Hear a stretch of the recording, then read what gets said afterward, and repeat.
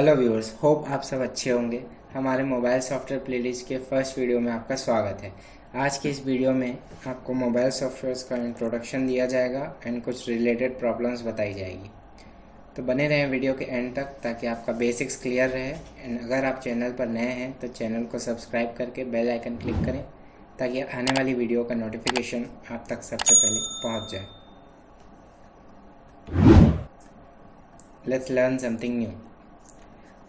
सबसे पहले जानते हैं कि सॉफ्टवेयर होता क्या है। Software is basically a set of instructions और commands that tells a device what to do, how to do and when to do any task. इसे अगर हम हिंदी में समझें, सॉफ्टवेयर मूल रूप से निर्देशों या आदेशों का एक समूह है जो डिवाइस को बताता है कि क्या करना है, कैसे करना है एंड कब करना है।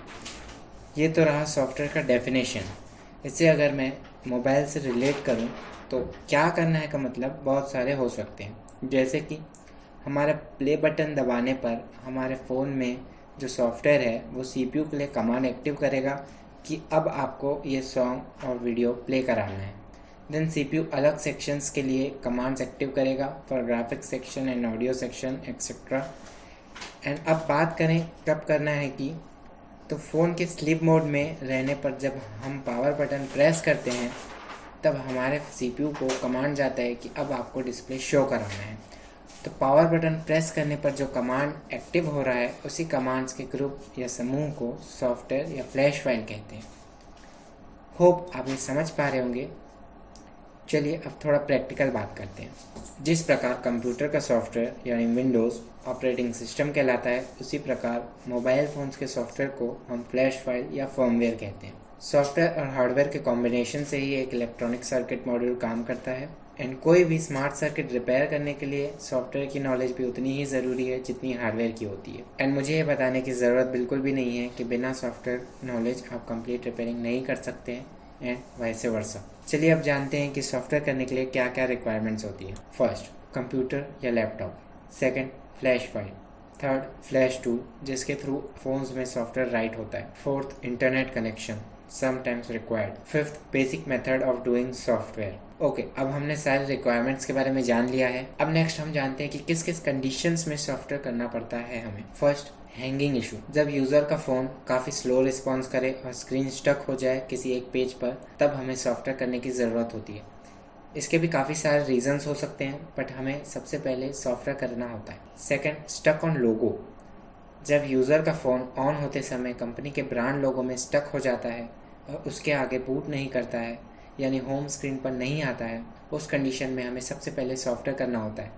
इसके भी काफ़ी सारे रीजंस हो सकते हैं, but first step is software.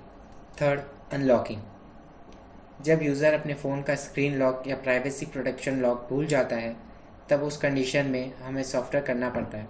इसमें कंडीशन ये रहती है कि बिल बॉक्स या यूज़र वेरिफिकेशन के बाद ही अनलॉक करना होता है, अदरवाइज अनलॉकिंग इज़ इलीगल।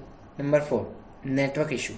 जब यूज़र के फ़ोन में नेटवर्क रिलेटेड इशू आता है तो कुछ % चांसेस रहते हैं कि उस फ़ोन के सॉफ्टवेयर में जो नेटवर्क रिलेटेड पार्टीशंस हैं वो करप्ट हो जाएं, तो हमें उस पार्टीशंस को रीराइट या फुल फ्लैश करना पड़ता है। चलिए अब हम जानते हैं कि मोबाइल में सॉफ्टवेयर किस में राइट या स्टोर होता है। जैसे कि कंप्यूटर में उसका OS उसकी हार्ड डिस्क में स्टोर या इंस्टॉल रहता है, उसी प्रकार मोबाइल फ़ोन्स में भी उसके सॉफ्टवेयर उसकी हार्ड डिस्क में स्टोर या इंस्टॉल रहते हैं। बस डिफरेंस इतना है कि इसमें हम हार्ड डिस्क ना बोलकर eMMC या UFS बोलते हैं, और काफ़ी eMMC UFS में साथ में ही रैम भी लगकर आता है। eMMC UFS बहुत सारे डिफरेंट कंपनीज़ की आती है, for example Samsung, SK Hynix, Kingston, micron and Bevin. इनमें डिफरेंट टाइप्स ऑफ BGA आपको देखने को मिलेगा, बॉल ग्रिड अरे, जैसे कि BGA 221, यानी कि उस IC में 221 पॉइंट्स हैं। चलिए eMMC UFS के टाइप्स को डिस्कस करते हैं। First, eMMC embedded multimedia card. इनमें BGA 153 without RAM, BGA 221 with RAM, BGA 254 with RAM आते हैं। UFS universal flash storage.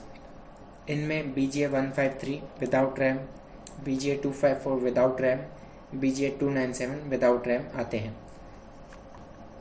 चलिए अब एक बार रिव्यू करते हैं कि आज के इस वीडियो में क्या क्या सीखने को मिला। Software meaning, requirements for doing software, problems or conditions in which we have to do software, basic about mobile storage IC. Thanks for watching till end. अगर वीडियो नॉलेजेबल लगी हो तो लाइक करें एंड चैनल को subscribe करें and click करें bell icon पर ताकि नेक्स्ट पार्ट का नोटिफिकेशन आपको जल्द ही मिल जाए।